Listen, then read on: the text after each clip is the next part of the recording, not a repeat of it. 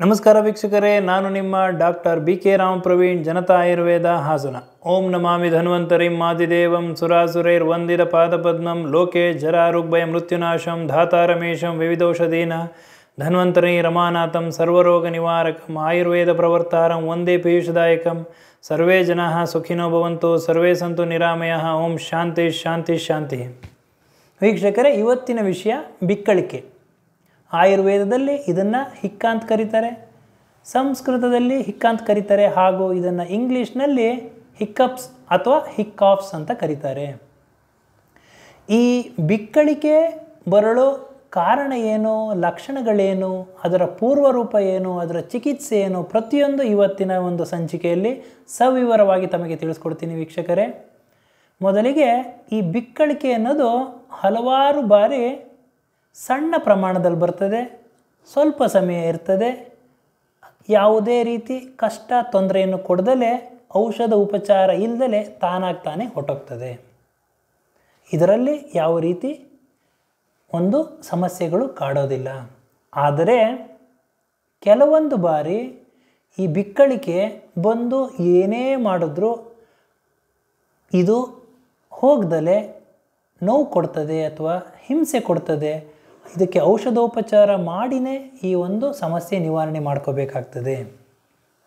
ಇದಕ್ಕೆ ಕಾರಣ ಏನು ಅಂತಂದರೆ, ನಮಗೆ ದೇಹದಲ್ಲಿ ವಾಯು ವಿಕೋಪ ಆಗಿ ಆ ವಾಯು ಉರಸ್ಸಿನಲ್ಲಿರ್ತಕ್ಕಂತಹ ಅಂದರೆ ಎದೆ ಭಾಗದಲ್ಲಿ ಇರ್ತಕ್ಕಂಥ ಕಫವನ್ನು ವಿಕೋಪ ಮಾಡಿ, ಅದರ ಜೊತೆಗೆ ಉದರ ಸಂಬಂಧಿ ಅದನ್ನು ವಿಕೋಪ ಆಗಿ ಅದು ಗಂಟಲಿನ ಮುಖಾಂತರ, ಸ್ವರಯಂತ್ರದ ಮುಖಾಂತರ, ಹಿಕ್ ಅನ್ನೋ ಒಂದು ಶಬ್ದದ ಮುಖಾಂತರ ಹೊರಗಡೆ ಬರ್ತದೆ. ಇದಕ್ಕೆ ಪ್ರಮುಖವಾದ ಒಂದು ಕಾರಣ ಅಂತಂದರೆ, ನಮ್ಮ ದೇಹದಲ್ಲಿ ಥೊರಾಸಿಕ್ ಕ್ಯಾವಿಟಿ ಹಾಗೂ ಅಬ್ಡಾಮಿನಲ್ ಕ್ಯಾವಿಟಿ ಅಂತಂದರೆ ಎದೆಯ ಭಾಗ ಹಾಗೂ ಹೊಟ್ಟೆಯ ಭಾಗವನ್ನು ಬೇರ್ಪಡಿಸ್ತಕ್ಕಂತಹ ಒಂದು ಮಾಂಸ ಲೇಯರ್ ಅಂತಂದರೆ ಮಾಂಸ ಪದರ, ಅದಕ್ಕೇನಂತಾರೆ ಅಂದರೆ ಡಯಾಫ್ರಮ್ ಅಂತ ಹೇಳ್ತಾರೆ. ಇದು ಒಂದು ರೆಸ್ಪಿರೇಟರಿ ಮಸಲ್. ಈ ಒಂದು ಡಯಾಫ್ರಮ್ ಅನ್ನೋದು ನಮ್ಮ ಉಸಿರಾಟಕ್ಕೆ ಅವಶ್ಯಕವಾಗಿರ್ತಕ್ಕಂತಹ ಒಂದು ಮಾಂಸದ ಪದರ. ಈ ಒಂದು ಡಯಾಫ್ರಮ್ ಯಾವಾಗ ಸ್ಪ್ಯಾಸಮ್ ಆಗ್ತದೋ, ಗಟ್ಟಿ ಆಗ್ತದೋ, ಆವಾಗ ವಾಯು ವಿಕೋಪ ಆಗ್ತದೆ ಹಾಗೂ ಅದರ ಜೊತೆಗೆ ಕಫ ವಿಕೋಪ ಆಗಿ ಈ ಉಸಿರಾಟದಲ್ಲಿ ಗಂಟಲಿನ ಮುಖಾಂತರ, ಸ್ವರಯಂತ್ರದ ಮುಖಾಂತರ, ಹಿಕ್ ಅನ್ನೋ ಒಂದು ಶಬ್ದದ ಮುಖಾಂತರ ಬಾಯಿಯಿಂದ ಬರ್ತದೆ. ಅದನ್ನು ಬಿಕ್ಕಳಿಕೆ ಅಂತ ನಾವು ಕರಿತೀವಿ. ಈ ಬಿಕ್ಕಳಿಕೆ ಬರಲು ಕಾರಣ ಏನು ಅಂತ ಹೇಳಿದ್ದಾರೆ ನಮ್ಮ ಆಚಾರ್ಯರು. ಪ್ರಮುಖವಾಗಿ ವಿದಾಹಿ ಗುರು ವಿಷ್ಟಂಬಿ ರೂಕ್ಷಾಭಿಷಂದಿ ಭೋಜನೈ ಶೀತಪಾನ ಸನಸ್ತಾನ ರಜೋಧೂಮಾನಿಲಾನಲೈ ವ್ಯಾಯಾಮ ಕರ್ಮ ಭಾರಾದ್ವ ವೇಗ ಘಾತಪತರ್ಪಣೈ ಹಿಕ್ಕ ಶ್ವಾಸ ಕಾಸಾಂಶ್ಚ ನೃಣಾಂ ಸಮುಪಜಾಯತೆ. ಈ ಒಂದು ಶ್ಲೋಕದ ಅರ್ಥ,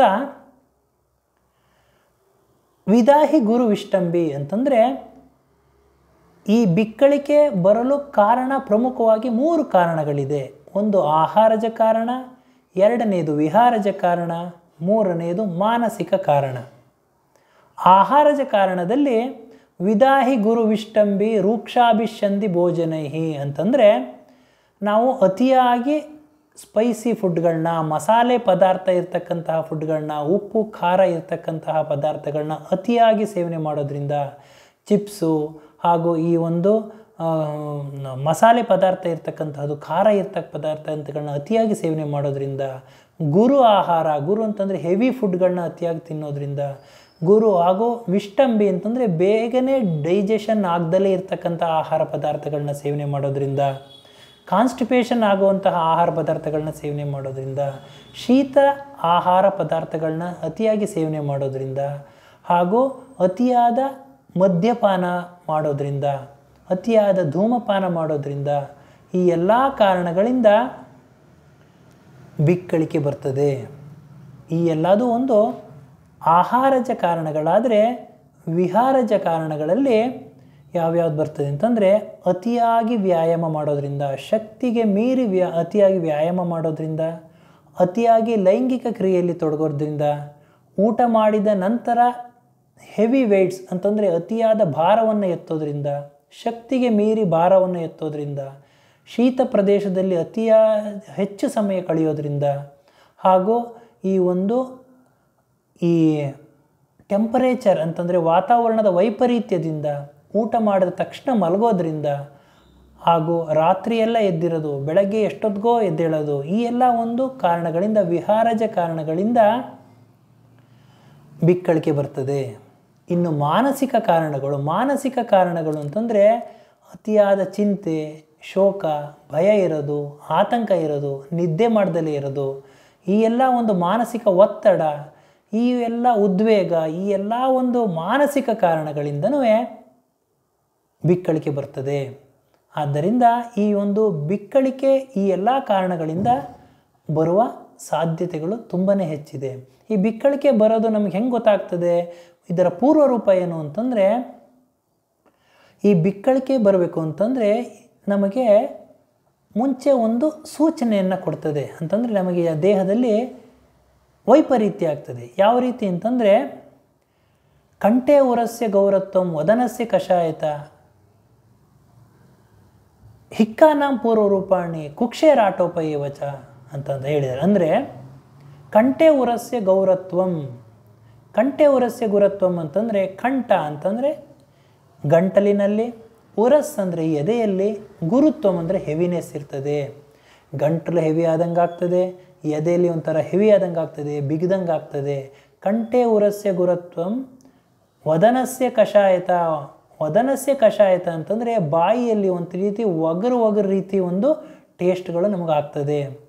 ಹಾಗೂ ಕುಕ್ಷೇರಾಟೋಪಯೇವಚ ಹಿಕ್ಕಾನಾಂ ಪೂರ್ವರೂಪಾಣಿ ಕುಕ್ಷೇರಾಟೋಪಯೇವಚ ಅಂತಂದರೆ ಕುಕ್ಷಿ ಅಂತಂದರೆ ಹೊಟ್ಟೆ ಉಬ್ಬರ ಬರ್ತಕ್ಕಂತಹ ಸಾಧ್ಯತೆಗಳಿರ್ತದೆ. ಹಾಗೂ ಸುಸ್ತಾಗೋದು, ಈ ಎಲ್ಲ ಕಾರಣ ಲಕ್ಷಣಗಳಿಂದ ನಮಗೆ ಗೊತ್ತಾಗ್ತದೆ ಬಿಕ್ಕಳಿಕೆ ಬರ್ತದೆ ಅಂತ. ಬಿಕ್ಕಳಿಕೆ ಬರಬೇಕಾದ್ರೆ ಎಷ್ಟೊಂದು ಜನ ಹೊಟ್ಟೆ ನೋವು ಬರೋಷ್ಟು ಬಿಕ್ಕಳಿಕೆ ಬರ್ತದೆ. ಬಿಕ್ಕಳಿಸಿ ಅವರಿಗೆ ಹೊಟ್ಟೆ ನೋವೆಲ್ಲ ಬಂದಿರುತ್ತೆ, ಆ ಮಟ್ಟಕ್ಕೆ ಬಿಕ್ಕಳಿಕೆ ಆಗಿರ್ತದೆ. ಆದರೆ ಇದಕ್ಕೆ ಚಿಕಿತ್ಸೆ, ಈ ಚಿಕಿತ್ಸೆ ಯಾವ ರೀತಿ ಮಾಡಬೇಕು ಅನ್ನೋದನ್ನು ಆಚಾರ್ಯರು ಸವಿವರವಾಗಿ ತಿಳಿಸಿದ್ದಾರೆ. ಚಿಕಿತ್ಸೆಯಲ್ಲಿ ಪ್ರಥಮವಾಗಿ ಮೊಟ್ಟ ಮೊದಲ ಬಾರಿಗೆ ಏನು ಚಿಕಿತ್ಸೆ ಮಾಡಬೇಕು ಅಂದರೆ, ಸಂಕ್ಷೇಪತಃ ಕ್ರಿಯಾಯೋಗೆ ನಿಧಾನ ಪರಿವರ್ಜನಂ ಅಂತ ಹೇಳಿದ್ದಾರೆ. ಅಂತಂದರೆ ನಾವು ಯಾವ ಕಾರಣಗಳಿಂದ ನಾವು ಬಿಕ್ಕಳಿಕೆ ನಮಗೆ ಬಂದಿರ್ತದೋ ಆ ಕಾರಣವನ್ನು ಮೊಟ್ಟ ಮೊದಲಿಗೆ ನಾವು ತ್ಯಜಿಸಬೇಕಾಗ್ತದೆ.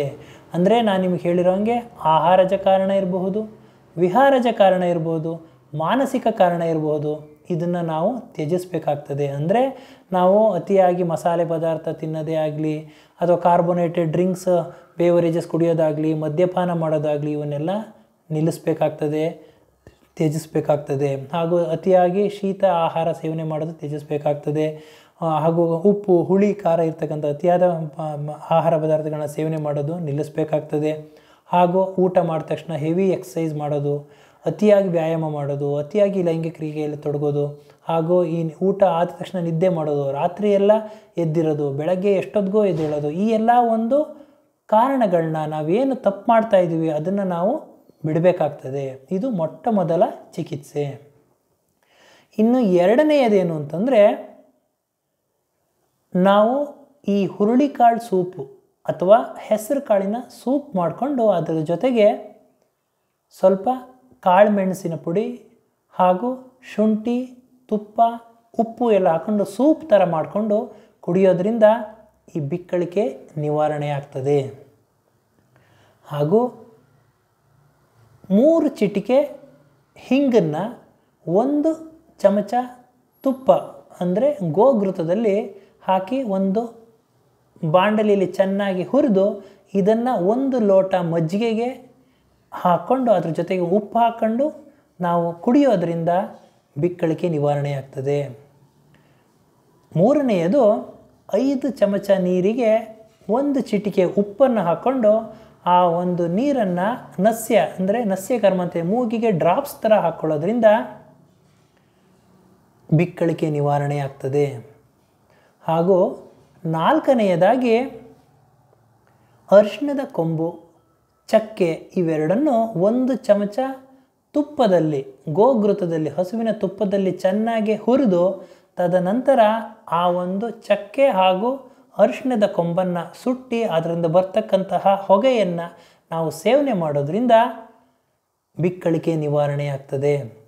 ಹಾಗೂ 2 ಚಮಚ ಎಳ್ಳು, 2 ಚಮಚ ಬ್ಲ್ಯಾಕ್ ಗ್ರಾಮ್ ಹಾಗೂ 2 ಚಮಚ ಗೋಧಿ ಹಾಗೂ 2 ಚಮಚ ಉಪ್ಪು, ಇವು 4ನ್ನು ಒಂದು ಕಾಟನ್ ಬಟ್ಟೆಯಲ್ಲಿ ಪೌಲ್ಟೀಸ್ ಥರ ಮಾಡಿಬಿಟ್ಟು ಒಂದು ಪ್ಯಾನಲ್ಲಿ ಬಿಸಿ ಮಾಡಿಬಿಟ್ಟು ಅದನ್ನು ಉಗುರು ಬೆಚ್ಚಗೆ ಬಿಸಿ ಥರ ಮಾಡಿಬಿಟ್ಟು ಎದೆ ಭಾಗದಲ್ಲಿ ಇಡೋದ್ರಿಂದ ಬಿಕ್ಕಳಿಕೆ ನಿವಾರಣೆ ಆಗ್ತದೆ. ಆದರೆ ಇಡಬೇಕಾದ್ರೆ ಮೊದಲಿಗೆ ನೀವು ಆ ಬಿಸಿ ಎಷ್ಟಿದೆ ನೋಡಿಕೊಂಡು ಮುಂಗೈಗೆ ಒಂದು ಸತಿ ಇಟ್ಕೊಂಡು ಅದು ನಿಮಗೆ ಬಿಸಿ ತಾಕೋ ಹಾಗಿತ್ತು ಅಂತಂದರೆ ಅಷ್ಟರ ಮಟ್ಟಿಗೆ ಮಾತ್ರ ಎದೆ ಭಾಗದಲ್ಲಿ ನಾವು ಫರ್ಮೆಂಟೇಷನ್ ಅಂತಂದರೆ ಸ್ವೇದನ ಅಂತ ಏನು ಹೇಳ್ತೀವಿ ಆ ಥರ ಒಂದು ಬಿಸಿ ಶಾಖ ಕೊಡೋದ್ರಿಂದ ಈ ಒಂದು ಬಿಕ್ಕಳಿಕೆ ನಿವಾರಣೆ ಆಗ್ತದೆ. ಹಾಗೂ ಆಯುರ್ವೇದದಲ್ಲಿ ಹಿಕ್ಕಾ ಶ್ವಾಸಾರ್ಜಿತಂ ಸ್ನಿಗ್ಧೈರಾದೌ ಸ್ವೇದೈರುಪಾಚರೇತ್ ಅಕ್ತಂ ಲವಣತೈಲೇನ ನಾಡಿಪ್ರಸ್ತರ ಸಂಕರೈಃ ತೈರಸ್ಥಗರಿತಾಶ್ಲೇಷ್ಮ ಸ್ರೋತಸ್ವಾಭಿ ವಿಲೀಯತೆ ಕಾನಿ ಮಾರ್ಧವ ಮಾಯಾಂತಿ ತಥೋ ವಾತಾನು ಲೋಮತಃ ಅಂತ ಹೇಳಿದ್ದಾರೆ. ಅಂದರೆ ಚಿಕಿತ್ಸಾ ಸೂತ್ರ ಅಂತಂದರೆ ಈ ಒಂದು ಬಿಕ್ಕಳಿಕೆಗೆ ಆಚಾರ್ಯರು ಹೇಳಿರುವಂತಹ ಚಿಕಿತ್ಸೆ ಇದು ಏನು ಅಂತಂದರೆ ತಿಲತೈಲ ಅಂದರೆ ಎಳ್ಳೆಣ್ಣೆಗೆ ಸ್ವಲ್ಪ ಉಪ್ಪನ್ನು ಬೆರೆಸ್ಬಿಟ್ಟು ಅದನ್ನು ಎದೆ ಭಾಗದಲ್ಲಿ ಚೆನ್ನಾಗಿ ರಬ್ ಮಾಡೋದ್ರಿಂದ ಉಜ್ಜೋದ್ರಿಂದ ಎದೆಯಲ್ಲಿ ಕಟ್ಟಿರ್ತಕ್ಕಂತಹ ಕಫ ನಿವಾರಣೆ ಆಗ್ತದೆ, ಬಿಕ್ಕಳಿಕೆ ನಿವಾರಣೆ ಆಗ್ತದೆ. ಗಂಟಲಿಗೆ ಸವರೋದ್ರಿಂದ ಈ ಬಿಕ್ಕಳಿಕೆ ನಿವಾರಣೆ ಆಗ್ತದೆ. ಇದರ ಜೊತೆಗೆ ಆಚಾರ್ಯ ಚರಕರು ಏನಂತ ಹೇಳಿದ್ದಾರೆ ಅಂತಂದರೆ ತುಂಬಾ ಈ ಒಂದು ಬಿಕ್ಕಳಿಕೆ ಇದ್ದ ಸಂದರ್ಭದಲ್ಲಿ ತಣ್ಣೀರನ್ನು ಮುಖಕ್ಕೆ ಪರಿಷೇಕ ಮಾಡ್ಕೊಳ್ಳೋದ್ರಿಂದ ತಣ್ಣೀರು ಕುಡಿಯೋದ್ರಿಂದ ಈ ಬಿಕ್ಕಳಿಕೆ ನಿವಾರಣೆ ಆಗ್ತದೆ. ಹಾಗೂ ಈ ಎಲ್ಲ ಒಂದು ಔಷಧಿಯ ಉಪಚಾರಗಳನ್ನು ನಾವು ಮಾಡೋದರಿಂದ ಈ ಬಿಕ್ಕಳಿಕೆ ನಿವಾರಣೆ ಆಗ್ತದೆ ಅಂತ ಹೇಳ್ತಾ ಇವತ್ತಿನ ಈ ಒಂದು ಸಂಚಿಕೆಯನ್ನು ಮುಗಿಸ್ತಾ ಇದ್ದೀನಿ. ನನ್ನ ಈ ವಿಡಿಯೋ ತಮಗೆ ಇಷ್ಟವಾಗಿದ್ದಲ್ಲಿ ಲೈಕ್ ಮಾಡಿ, ಶೇರ್ ಮಾಡಿ ಹಾಗೂ ಮುಂದಿನ ವಿಡಿಯೋಗಳಿಗಾಗಿ ಸಬ್ಸ್ಕ್ರೈಬ್ ಮಾಡಿ. ಧನ್ಯವಾದ.